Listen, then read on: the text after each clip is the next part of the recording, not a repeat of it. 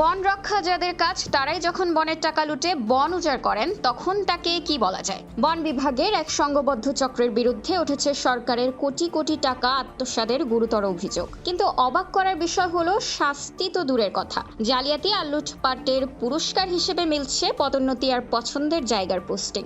ঘটনাটি বন অধিদপ্তরের সুফল, অর্থাৎ টেকসই বন ও জীবিকা প্রকল্পের। নিয়ম অনুযায়ী বাগান তৈরির কথা থাকলেও কাজ না করেই প্রায় 1.5 কোটি টাকা পকেটে পড়েছে একটি চক্র। চট্টগ্রাম উত্তর বন বিভাগের কুমিরা রেঞ্জে 70 ও 10 হেক্টরের 2টি বাগান সৃজনে ব্যর্থতার প্রমাণ মিলেছে খোদ বন বিভাগেরই জরিপে। যেখানে 80% চারা বেঁচে থাকার কথা, সেখানে অর্ধেকের বেশি চারা মারা গেছে, অথচ বরাদ্দের সব টাকা তুলে নেওয়া হয়েছে ঠিকই। এই হরিলুটের মূল কারিগর হিসেবে আঙুল উঠেছে 3 কর্মকর্তার দিকে। সাদিকুল রহমান তৎকালীন ডেপুটি রেঞ্জার, যাকে শাস্তির বদলে পদোন্নতি দিয়ে কক্সবাজারের লোভনীয় ফাঁসিয়াখালী রেঞ্জ কর্মকর্তার দায়িত্ব দেওয়া হয়েছে।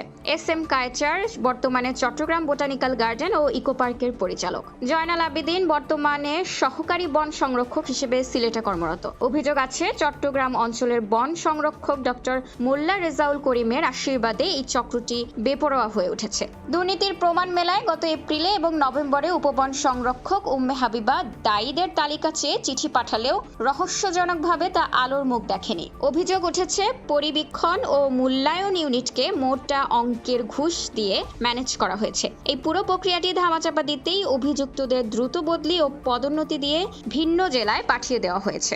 এ বিষয়ে অভিযুক্তদের সাথে যোগাযোগ করা হলে মেলে দায়সারা উত্তর। সাদিকুল রহমান বিষয়টিকে এড়িয়ে যেতে বলেন DFOর সাথে কথা বলতে। সহকারী বন সংরক্ষক জয়নাল আবেদিন নিজেকে অভিযুক্ত স্বীকার করে মন্তব্য করতে রাজি হননি, আর বন সংরক্ষক ডক্টর মোল্লা রেজাউল করিম ফোনই রিসিভ করেননি। সরকারের কোটি কোটি টাকা লুট করে যারা বনের রাজা সাজছেন তাদের খুঁটির জোর কোথায়? তদন্তের নামে এই লুকোচুরি খেলা কি চলতেই থাকবে?